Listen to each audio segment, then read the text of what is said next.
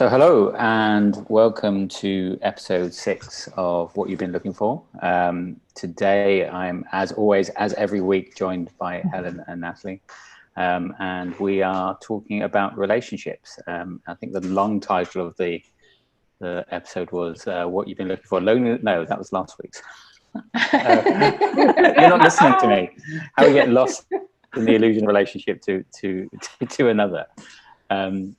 This came up as a conversation in the Facebook group, the community that we've started. Quick plug for that at the beginning of the podcast. If you Seamless. Please do come and join us. I'm really loving the discussions that are happening in there. But it was really more about somebody asked the question, I think, which was, how have our relationships changed since coming across this kind of understanding, the insider understanding, or three principles, or non-duality, or whatever you want to call this understanding. Very difficult to label for me. And then there's the discussion about friction and resistance in relationships, and also seeing that sometimes, some of it is the way that you see a relationship, and the other ways somebody sees you in a relationship, and you're thinking about it. And it really is a complex minefield, relationships. And so we thought we would tackle it again on this episode. I think we've tackled it a little bit before, but maybe we'll go a little bit deeper and we'll see where we go. So that's the intro. I'll hand over to Helen and Natalie to kick us off. And what are your thoughts on this? What are your thoughts on relationships? What has been coming up for you recently and on coming up to the podcast as well, if you've been thinking about this? Yeah, for me, so like you said, the conversation that happened in the group was just felt really relevant for right now. So that experience of they're not listening to me, which we've all had at some point in our lives, but which perhaps is more prevalent for people just now, because if we're living together all the time, there are more opportunities to have a conversation, and therefore probably more opportunities to have that experience of, oh my God, they're not listening, whether it's a partner or whether it's kids, or it could still be a work situation, like in work, in a physical meeting, people would feel like they weren't being listened to. And I can imagine that's still happening now for people on Zoom, where perhaps it's even harder to manage the conversation if there's a number of people in a Zoom or a Teams meeting or whatever at the same time. So yeah, I've experienced it in all those scenarios. And I hear what you're saying about the potential complexity, but for me, this work actually really simplifies it, because the only place to look is here. Like, the minute we start thinking we can try and change that other person, we're already confused, because they're only coming to us as an experience through our own thinking. They're only appearing to us through that prism. So the minute we start, we're going to try meddle out there. How could we do that? Like, we're just playing with an idea that we've just created for ourselves. Yeah, and it's not too dissimilar from what we were talking about loneliness last week, in terms of that sense of separation that we feel when we're in that narrative of the imagined separate self. When we're feeling like we're separate and we're small, obviously it's going to look complex, and it's always going to look like there's a dynamic at play, that there's a cause and effect, that somebody needs to change, that we need to keep analysing and working on stuff. But when we see that, you say, Helen, that it's all coming from this place, and that seems kind of crazy when you haven't considered that before. But when you do, it automatically shifts, doesn't it? When you come back to the expansiveness of who you truly are, then actually there's very little to do when that happens. Yeah, well, so there was that really lovely example that one of the people that was in this conversation in the group, so Cleverlise, who was one of the people who'd had that experience of friction, of people apparently not listening. So it was her husband apparently not listening, and through conversation in there, and through her seeing something fresh about it, she was having different thinking, and therefore experienced a different husband. So now, she's got a husband who's listening to her, and they're having actual conversations just now, just like it's that simple. The instant your thinking shifts, you get a different experience. And the more we know that, like you said, Nat, the more we recognize we can trust in it, then it shifts more naturally and easily, doesn't it? And then, yeah, we can really take our hands off the wheel of trying to change everybody and make everybody listen to us. And yeah. I suppose so. I mean, for here, it's doing this kind of work and doing it for a long time. There's always a belief that, I'm a good listener. And with clients, then I am a good listener because they're paying me to listen. So to sit here and go empty and listen and observe it. But then when you're in an emotional relationship with somebody, or you're very close to somebody, the dynamics of it change somehow. This is where I'm sort of talking about there's a complexity there. There's always an energetic complexity to a relationship as well as the kind of perspective you take on it at the same time. And so, yeah, there was always a kind of like, I believe I'm a good listener, and then, not listening myself either, and not really hearing what other people are going to say, what are they saying. But for me, the biggest change that I found with this, coming across this understanding, and also, this continuing evolution and unfolding as you kind of settle into this space more and more and more and more, and you're more in this kind of not to space. The biggest relationship change has been the relationship change I've had between me and my mother has shifted. The dynamics in that has shifted, and when I view it through the lens of no separation, of just an object relationship rather than a subject-object relationship, there's much more kind of flowing in the conversation. It's not like always perfect. I mean, but we used to have a very relationship that was quite frictious, I would say, and other people would comment on it as well and notice it as we're back and forth. And here there was a lot of kind of pent-up anger, frustration, and also a lot of guilt and shame from we just basically, I mean, there's not to unpack the complete trauma of my life on a podcast, but it was just that history from my father's death, and then my stepfather, and growing up with him, and just that was always kind of difficult. And now there's a more of a kind of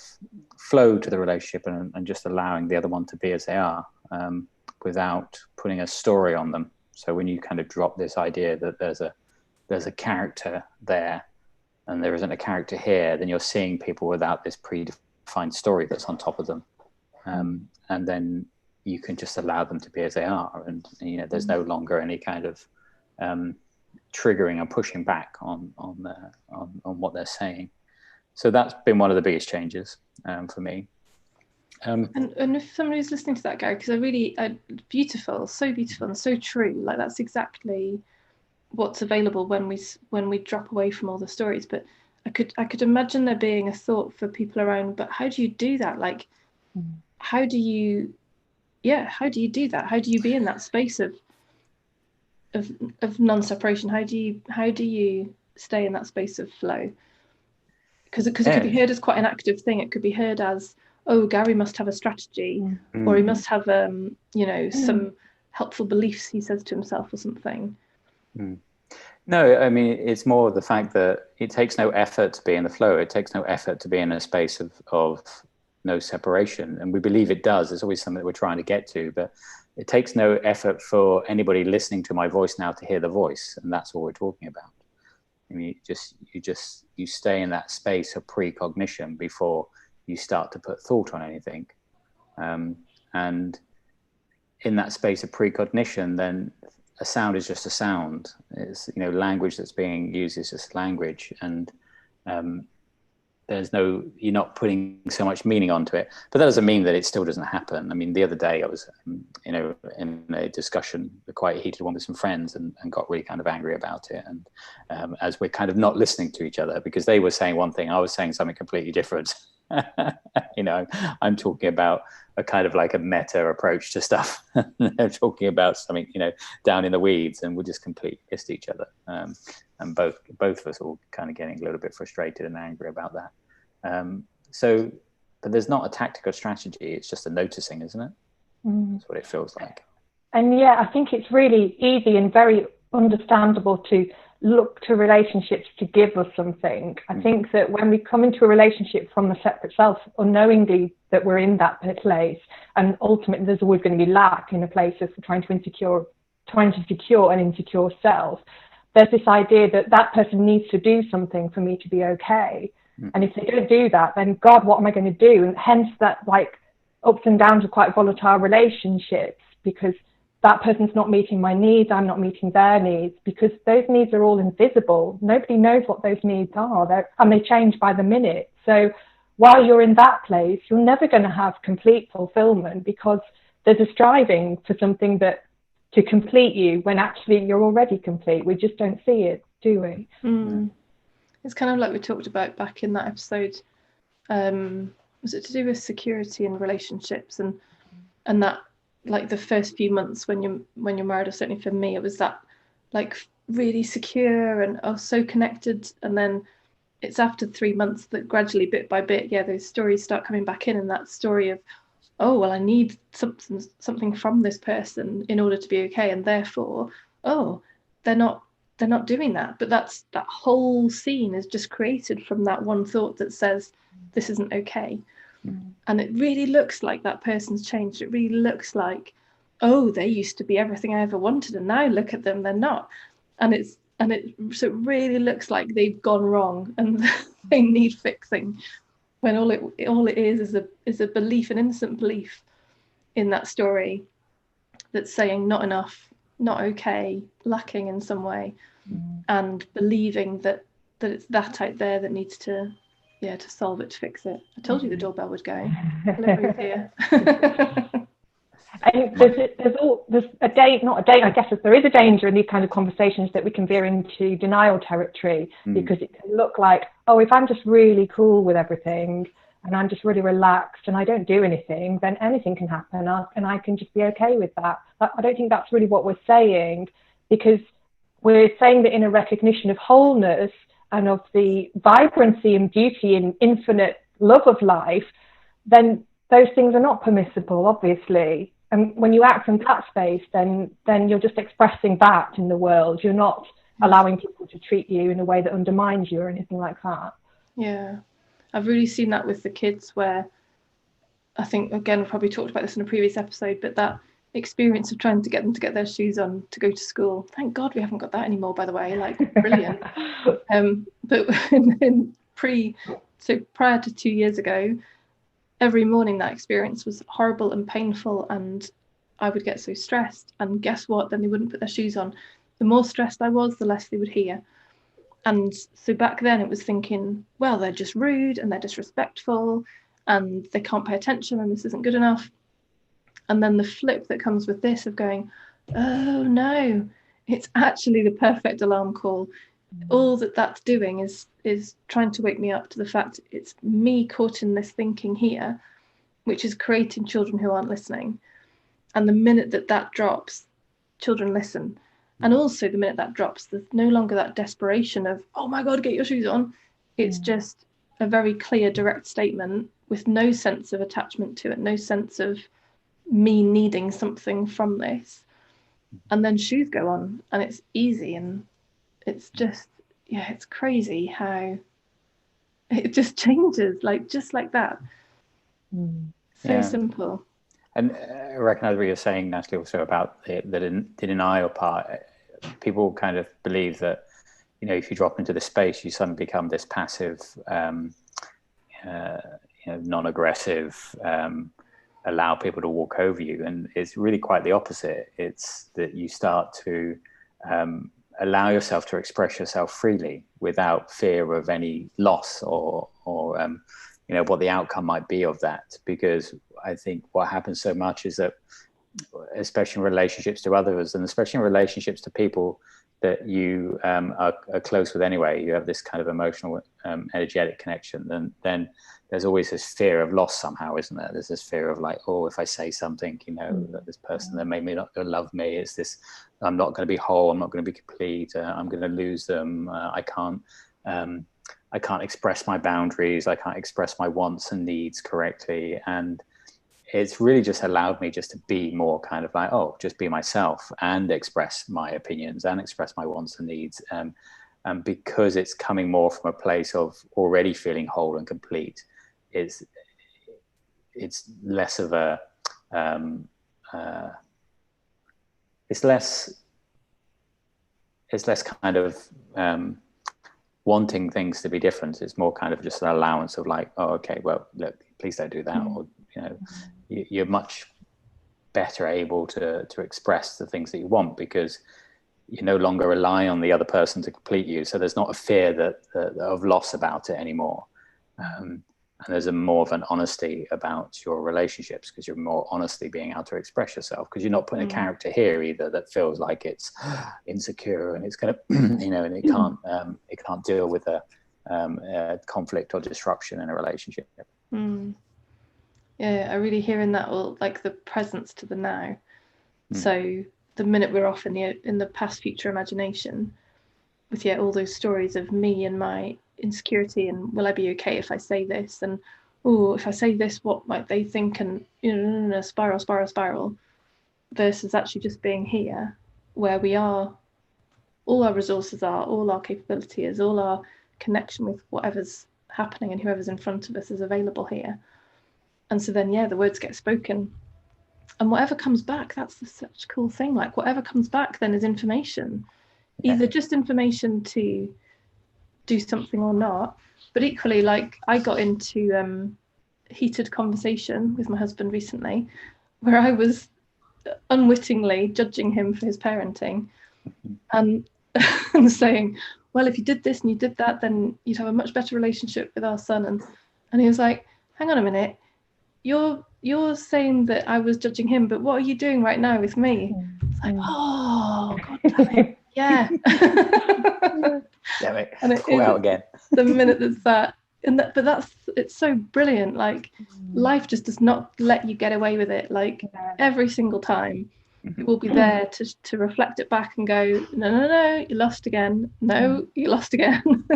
And that keeps happening, doesn't it? It keeps happening all the time. And there is no, I'm not aware of a place where that doesn't keep happening, because it's very much like that metaphorical onion that we talk about in terms of the unlearning process and the layers coming off of conditioning.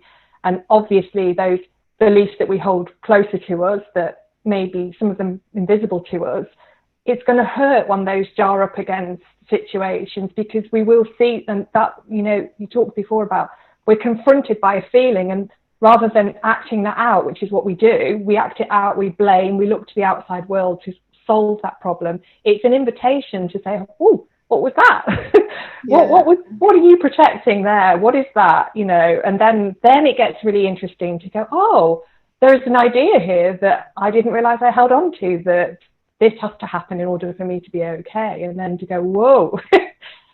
And then for that to sometimes dissolve or like keep coming back until we properly see it. Yeah. I mean, the recent example as well with friends last week, where from that experience of, I just realized, oh, hold on a second, there are things, the way that I say stuff that that we know when I'm with these kind of people, then maybe I shouldn't get into these kind of debates with my friends, not because it's pointless. It's not going to lead anywhere, and it's more coming from an ego sense of me wanting to try and prove that I'm right, or me trying to prove that I want to win. And it's less about that now. Is that was definitely something last week where I went, oh, hold on a second, I need to look at this from a point of view of like, I'm not trying to win anything anymore.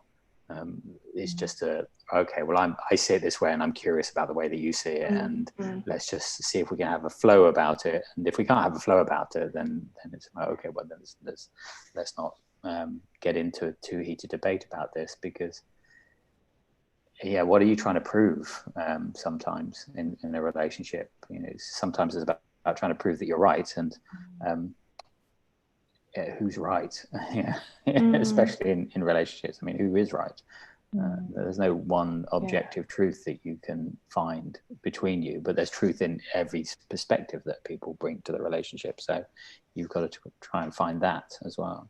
Yeah, and that's where that distinction is between the sort of purity of passion versus the I wrapped up in it, the me wrapped up in it, with my ideas of good, bad, right, wrong, judgment, and personal attachment to something.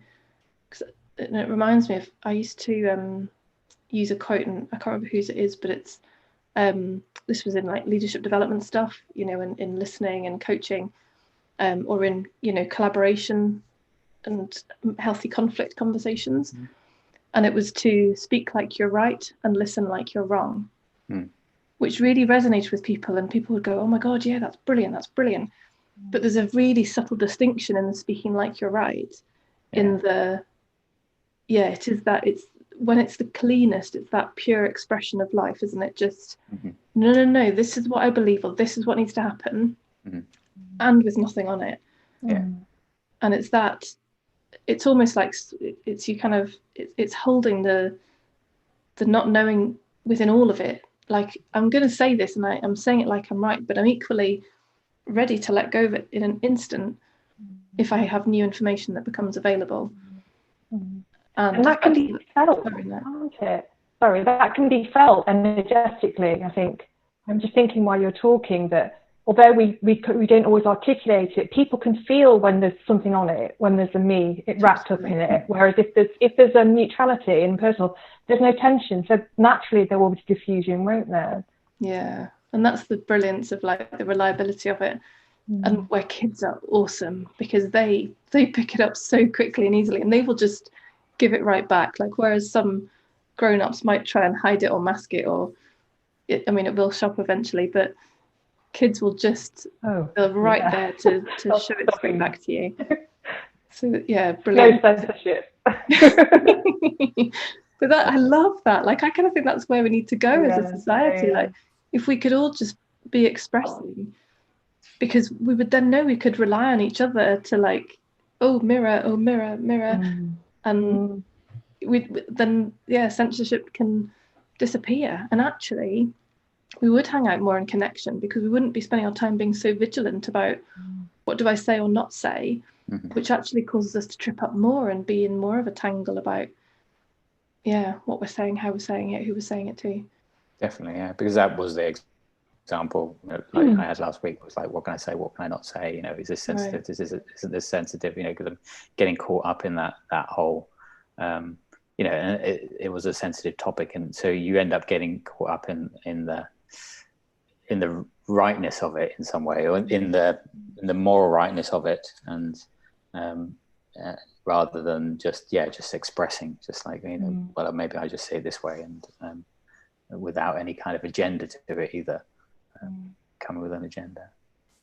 And kids are so good. Just going back to the kissing, I was just thinking what my daughter is really good at, moving in and out of moods, but sort of knowing that she's doing it. She was getting angry about something last week, and I was going, it's okay, just calm down. She's going, I can't be calm now because I'm angry. I'm still angry. The angry is still happening. You are so good at this. But that's what we lose, though, isn't it? That's what a lot about this understanding is coming back to that space, and that's where you said, like, there's an allowance. It's just like, I'm angry, so I'm just going to be angry, and allow angriness to be here without trying to do anything with it. And it's in that allowance that you move through that angriness, and you're able to express something that needs to be expressed, and then move on to the next state without too much problems. And I think, if anything, that's been one of the biggest changes is that there's an allowance of that in my relationships, is being able to just say, well, hold on a second, or the yes, no, and just be angry or be what I'd never to be, which I never used to do before, because I was so afraid of I can't have conflict, I can't upset somebody else. I've got to keep them pleased. Yeah, and it's so strong in business, like and I think back to my HR days and all the behavioural frameworks, and this is what we count as okay, and this is what's not okay, and oh my goodness, all the psychological energy that must go in, or does go in, for people in those environments of like, I'm only allowed to behave in this way that ticks these boxes, and then I'll get my money. It's, oh my God, horrendous. Really, the effort and tangle and self-management and self-censorship that completely takes people away from what you've just described, Gary, around that just being in this now and speaking from what's here now. Mm-hmm.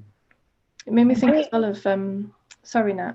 There was a video that I'll put the link in the show notes. It was the meditation people who I very first learned transcendental meditation with a couple of years ago, and it's about increasing sensitivity, and how in this culture, if you say to somebody, I'm going to make you more sensitive, people would generally go, what?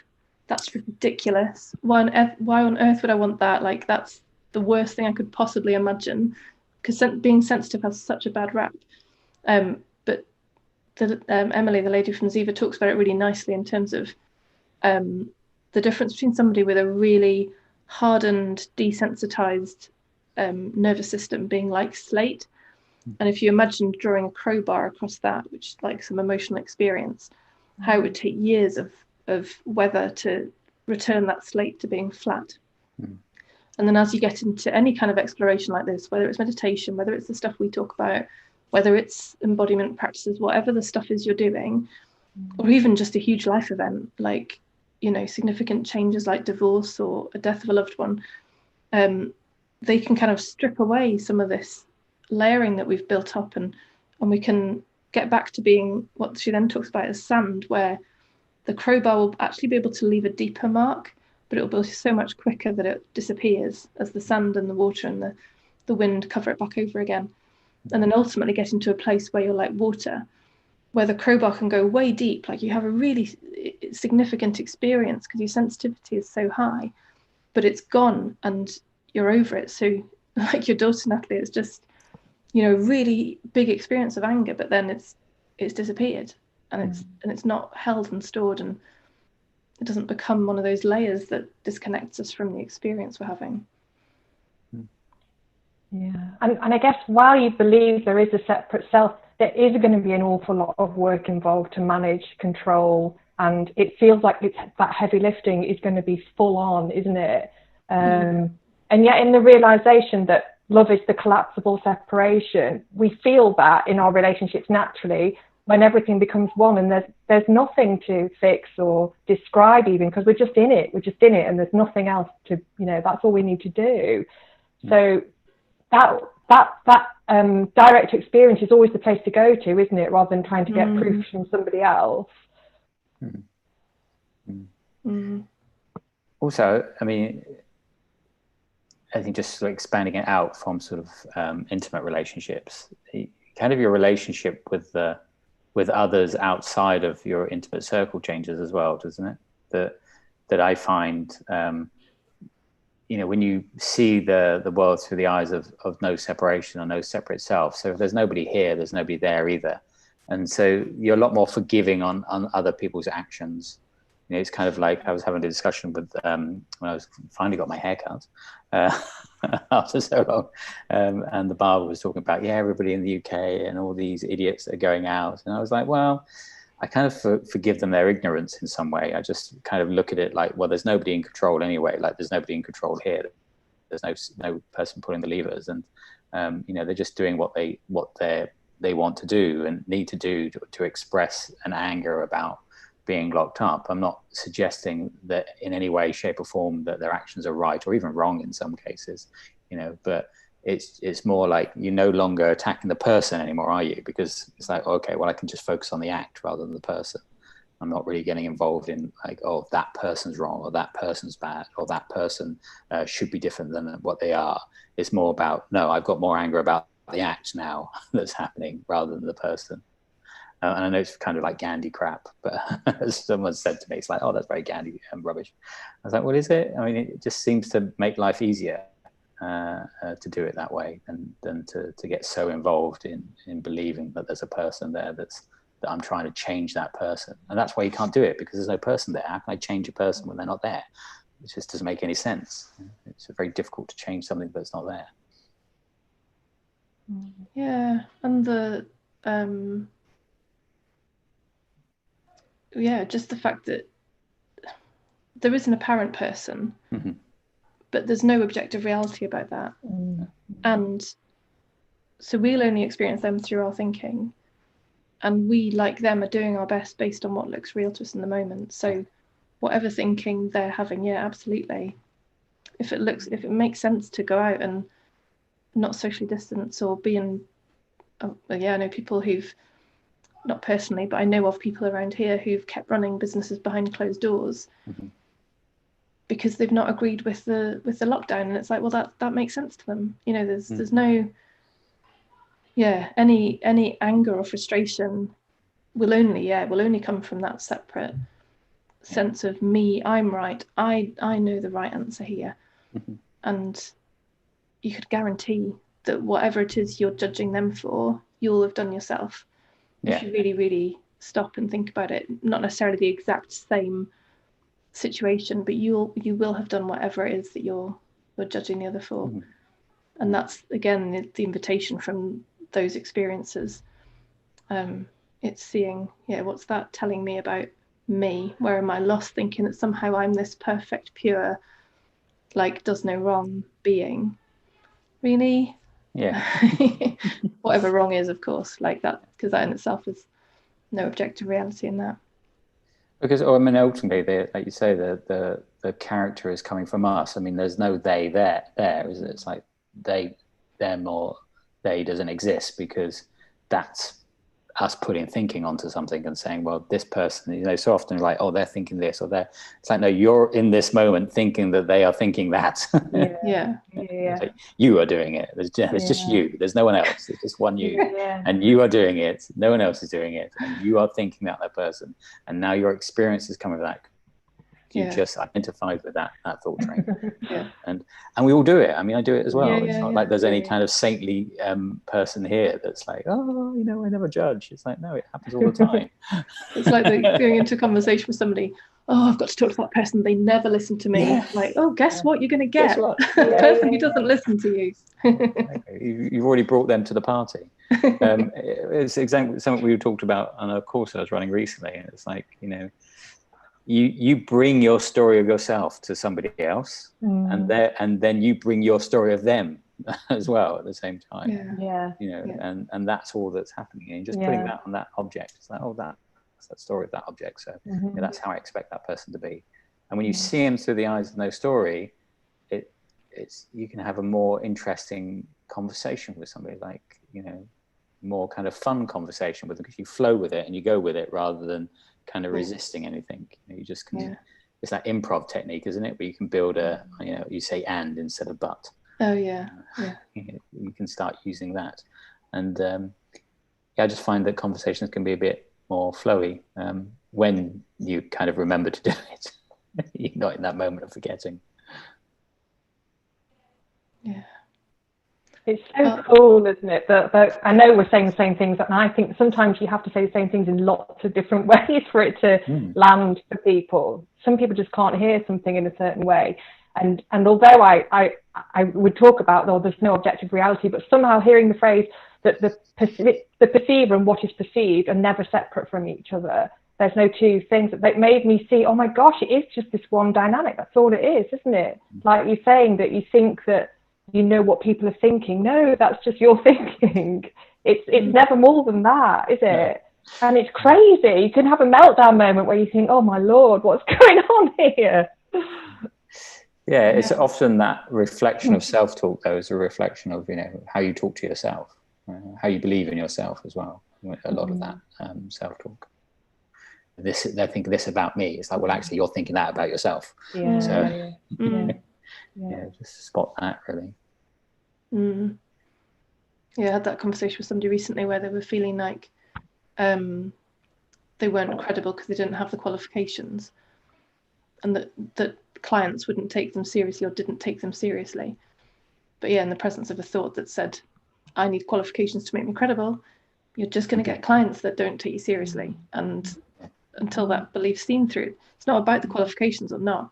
But the minute the belief's seen through, then either qualifications are done or not, doesn't matter. But clients will then be different. Clients will then have a different conversation. And if someone's listening and hears that and says, yeah, I have a belief like that, I need to change that, I need to get rid of it and do something about it, what do we say to that? No. Well, you can totally give it a go. But it's harder work than you need to put into it. Yeah, exactly. There's you guys have both talked today about that space of connection, which is there before thought, which is there as our default, which is probably where we hang out most of the time, but we can never know, because how could we know? But it's looking to that, and looking to that fact, and looking to the transience of everything we've talked about today, you know, all the thoughts that come in and go out. So that thought of, oh, I must have qualifications, how that isn't present all the time, how you will have had conversations with people who didn't care about qualifications, all that information will have been deleted and distorted. And it's really, I know we've said it before, but it's coming back to the direct experience of what's actually happening, what's true, what's not. And this in front of us, even this in here, all this is never true. This is all the transient stuff. This is all the ever-changing stuff. And the true and the constant is the awareness of it all. And it's that shift that then naturally sorts out, if it needed sorting out, the idea that I need qualifications, or the idea that they need to listen to me, or whatever the belief is. We don't need to manually dig around in it. And it's really... Oh, sorry, you go, Gary. Yeah, definitely. I mean, you can sort of try to change beliefs or unpack them, or, you know, do something with them, but it's more just a natural kind of noticing that they don't really have any kind of validity anymore. It's like, okay, well, yeah, that's just thought that comes up, and it doesn't go away. I haven't got rid of this I'm not good enough story. It still shows up in various different forms in the moment when I'm not even realizing it, and sometimes, you know, ruminating in my head, and I'm attached to it, and it doesn't go away. But there's also just a sudden, like, oh yeah, well, I mean, yeah, it's that story again. Okay, cool. I don't need to believe it anymore.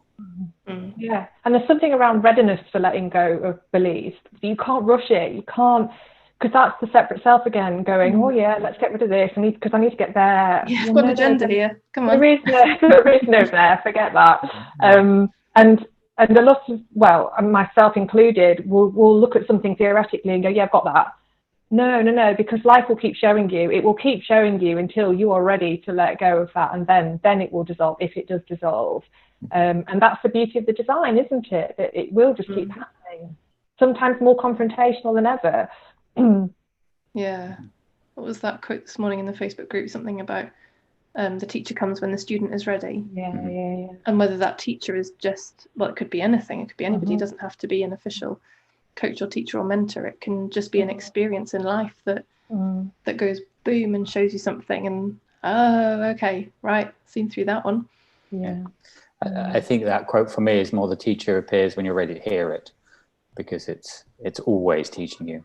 It's always teaching you. I mean, you're always getting taught, and it's just whether you want to listen or hear it to it or not. And there's, you know, so much we're just not listening to it, and we're not hearing it ourselves because we're not listening. Or we resist it because it looks like a negative thing. So we'll, you know, there'll be an experience and we'll go, I don't want that. I need to go over there. And actually that experience could be the one thing that's really pushing you to see something. Yeah, and even with all of that, like, we're not doing any of that stuff, are we? Like, we're not resisting. We're not hearing. It's just that whatever's being believed, which again we're not in control of, when that's in place, this is the experience we have. And then at some point, yeah, like you said, Nat, we don't know when, it's ready to be heard, and it'll be heard, and until that, it won't be. It's really back to that. There's so little for us to do. I'm wondering if anybody's got any questions or experiences they want to share. Coming into the last 5-10 minutes. Put it out there and see what happens. Yeah.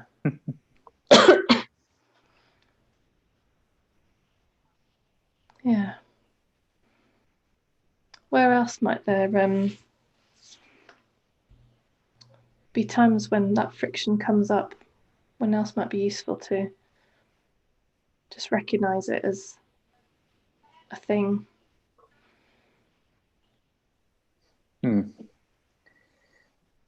What is it? Doesn't come up.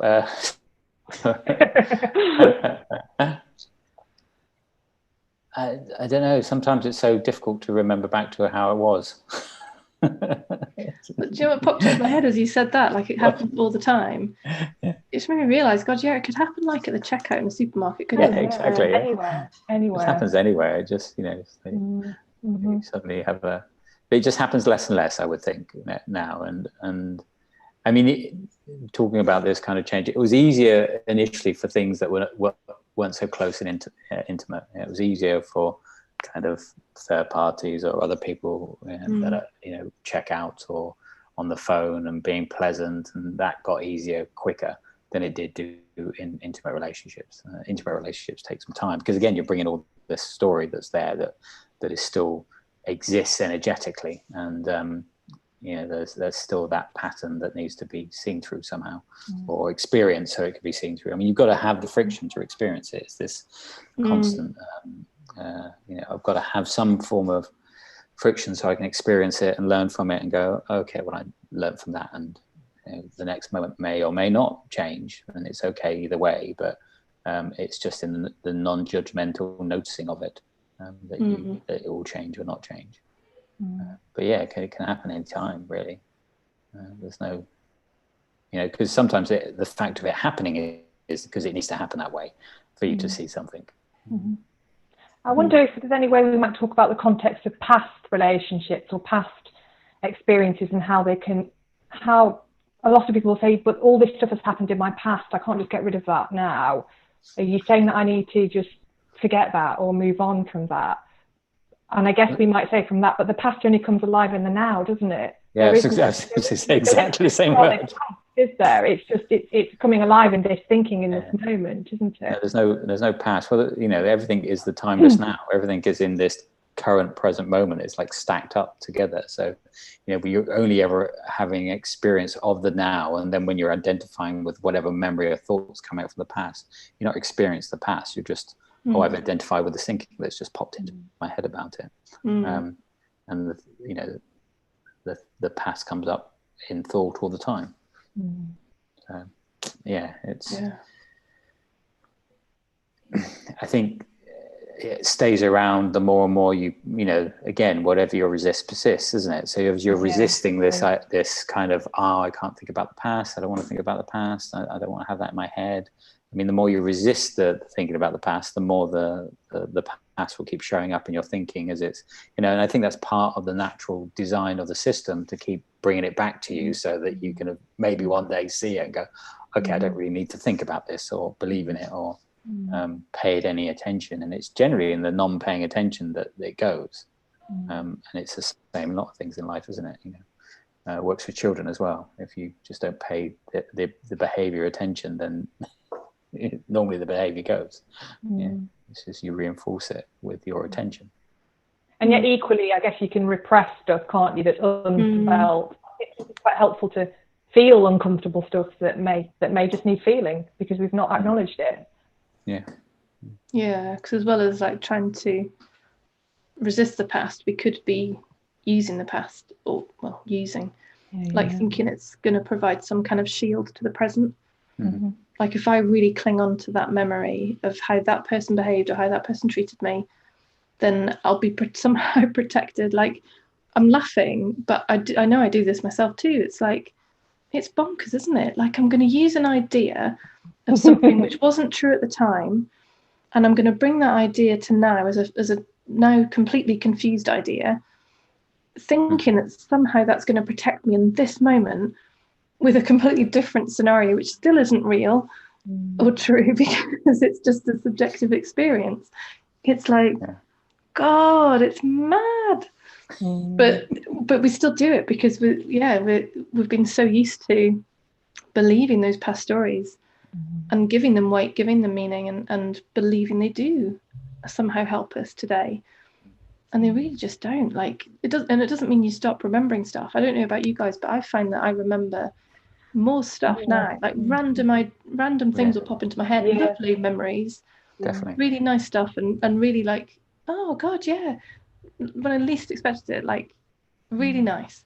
So it doesn't mean that you never remember your past anymore, but it's just seen for what it is, and it's enjoyed for what it is, including perhaps the stuff that was bad that you thought you had to use as a shield. But oh yeah, what a lot of effort for something which just takes you out of now. And here and now you can handle whatever is in front of you. Yeah. I think I read once that you're never remembering the event, you're just remembering your last memory of it. Yeah. So but even that changes as well. Like even that changes. That thing I put out about pregnancy and labour, like having a child, is the classic one where like it's not a pleasant experience for everybody. And then not very long afterwards it's like, oh no, it was fine, it was amazing, I need to have another baby now. It's really cool design to make sure people can have babies. You just overcome it. Yeah, so there's no truth in labour is painful or terrible, and equally no truth in it being delightful or pleasant. It's whatever you think it is in that moment.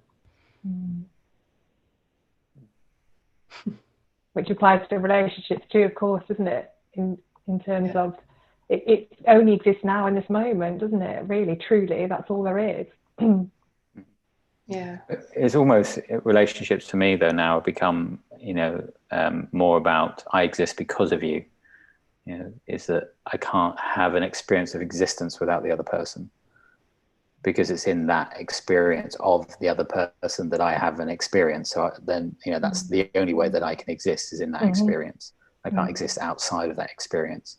So relationships are, we talk about relationships being codependent. So, but there's a codependency there though, but a codependency at a very deep level, rather than a kind of surface separate self codependency. It's more of this codependency on like, my existence depends on you. Well, yeah. And like people who've had those experiences of thought disappearing completely, who see that whatever fuzziness of energy which is available in a pre-thought experience, it's like, well, there's literally nothing happening. So if that is there, it's the ground on which everything, from which everything comes. But it's fun to have a thought created experience. How dull life would be if there was no thought. But to know it's what it is, that's so safe, isn't it? Because then you can immerse yourself fully into it, and your well-being is not dependent on what's happening in that whole process. Yeah, very cool. Good. We call it a wrap, guys. Yes, definitely. Thank you. Thanks everybody who was watching live, and thank you to everybody who's listening on the podcast or perhaps watching this recording back on YouTube. Really appreciate it. Love it if you get in touch. Like, we're loving the Facebook groups, as Gary said at the start. If you want to join that, come and find us on there, under what you've been looking for, the community group there. Find us on the website if you want to get in touch individually through the contact page there. And we'll be back next week. We don't know what the topic is, so if there's any ideas, chuck them our way. We'll always come up with something, like, guaranteed. But it's really lovely to have ideas that are actually useful to you, to listen to. So yes, if you're listening and there's something you'd love us to talk about, then again, do that through any of our social medias. So Instagram, Twitter, directly with any of us, through LinkedIn, through the website, through Facebook. Kind of pick a channel. Yeah, ESP. Give that ESP a try. See if that works. So cool. Thanks very much for listening, and we'll see you next week. Thanks. You. Bye-bye. Bye-bye. Bye.